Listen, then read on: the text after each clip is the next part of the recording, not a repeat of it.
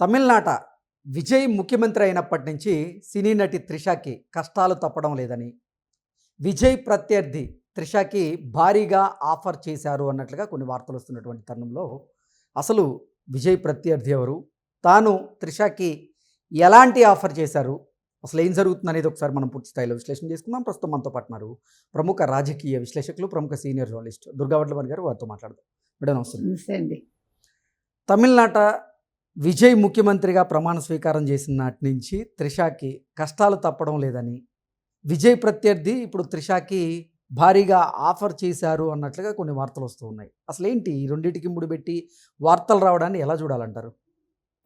ఇప్పుడు అంటే విజయ్ ముఖ్యమంత్రి అయ్యాక డిఎంకే ఓడిపోయింది. డిఎంకే ఓడిపోవడం ఇక్కడ విషయం కాదు. ఉదయనిధి స్టాలిన్ నెగ్గాడు, కానీ ఉదయనిధి స్టాలిన్కి విజయ్కి వయసులో తేడా ఉన్నప్పటికీ అటు ఇప్పుడు రాజకీయంగా ఒక ప్రత్యర్థి అయ్యాడు. రాజకీయ ప్రత్యర్థికి ముందు అతను సినిమా ప్రత్యర్థి.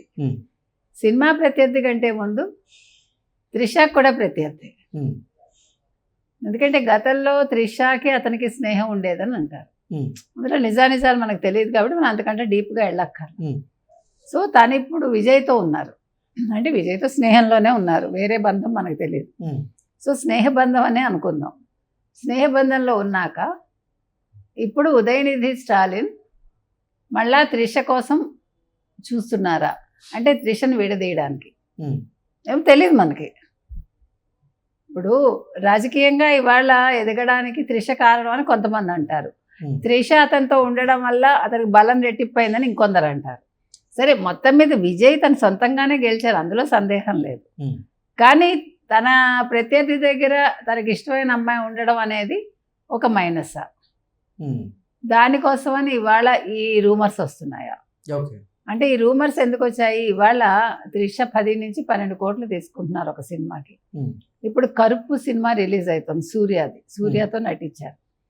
సో మొన్న ప్రమోషన్స్లో కూడా ఆవిడ వచ్చినట్లు లేరు. త్రిషని మనం ఎప్పుడు చూసాం? లాస్ట్ విజయ్ ప్రమాణ స్వీకారోత్సవం రోజు చూసాం, తర్వాత ఎవరు చూడలేదు. అయితే ఇప్పుడు మరి ఒక పెద్ద సినిమా కోసం ఈ అమ్మాయికి ఆఫర్ ఇచ్చారని, దాని వెనకాల ఉదయనిధి స్టాలిన్ ఉన్నారని ఒక టాక్ వచ్చింది. దీన్ని నిజంగా త్రిష ఒప్పుకుంటారా? త్రిష ఒప్పుకున్నా విజయ్ దీన్ని అంగీకరిస్తారా? ఎందుకంటే ఇప్పుడు ఏం చెప్పాడు ఫ్లోర్లో కూడా, మొన్న శాసనసభ సమావేశాల్లో ఎవరు ఉదయనిధి స్టాలిన్, మన ఇద్దరం ఒకే కాలేజీలో చదువుకున్నాము, కళాశాలలో నాకు సీనియర్ కానీ రాజకీయాల్లో నాకు జూనియర్వే అన్నాడు.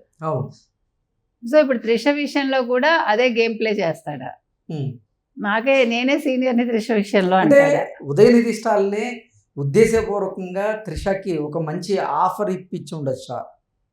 అంటే ఇటు త్రిషకి విజయ్కి మధ్య మనస్పర్ధలు సృష్టించడానికే ఉదయనిధి స్టాలిన్ ఇటువంటి వ్యూహరచన చేసి ఉండొచ్చా అంటే ఏం చెప్తారు? ఉండొచ్చు, అదే చెప్తున్నాను నేను. ఇప్పుడు దూరం చేయడానికి కావచ్చు, లేదు విజయ్ని ఇబ్బంది పెట్టడానికి కావచ్చు మానసికంగా. ఇప్పుడు ఎందుకంటే 12 కోట్లు ఇప్పుడు దీన్ని కొత్తగా ఇచ్చిన ఆఫర్ ఏముంది? ఆల్రెడీ ఆవిడ షీస్ టేకింగ్. కాబట్టి ఇప్పుడు ఈ ఆఫర్ అంగీకరించాలని లేదు, అంగీకరించకూడదని లేదు.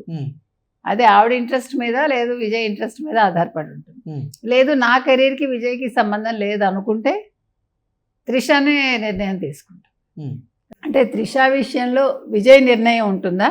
లేదు త్రిష సినిమా నిర్ణయాల్లో తన సొంత నిర్ణయాలు ప్రమేయం ఉండదని అనుకుంటున్నాను. ఒకవేళ ఆయన ప్రమేయం ఉంటే అప్పుడు త్రిష నిర్ణయాలు మారిపోతాయా? లేదు నాకు విజయ్ ప్రమేయం అవసరం లేదు, నా నిర్ణయం నాదే అనుకుంటే త్రిష ఎలాంటి నిర్ణయం తీసుకుంటారు?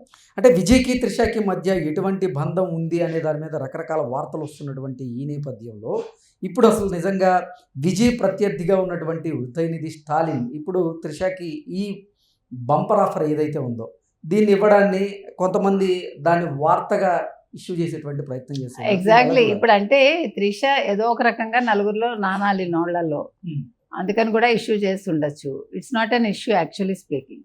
ఎందుకంటే 12 కోట్లు ఆల్రెడీ తీసుకుంటుంది, పెద్ద ఆఫరే ఉంది. ఇది ఆవిడ నటిగా ఉన్నారు, ప్రొడ్యూసర్ గా ఉన్నారు. సో ఆయన ఏదైనా సినిమా తీయాలనుకోవచ్చు, ఆ సినిమాలో అవును తను యాక్ట్ చేయాలని రూల్ లేదు కదండి.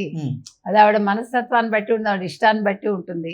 నేను చెయ్యను అని కూడా చెప్పచ్చు. అంటే ప్రొఫెషన్ కి నటనకి లేదా నటనకి సంబంధించినటువంటి అంశాలను రాజకీయాలతో ముడిపెట్టడాన్ని ఎలా చూడాలంటారు?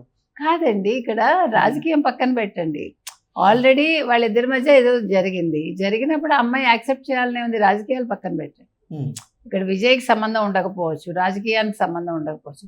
వ్యక్తిగతంగా తను బాధపడి ఉంటే కనుక అయితే definitely she won't accept. Okay okay thank you. Thank you.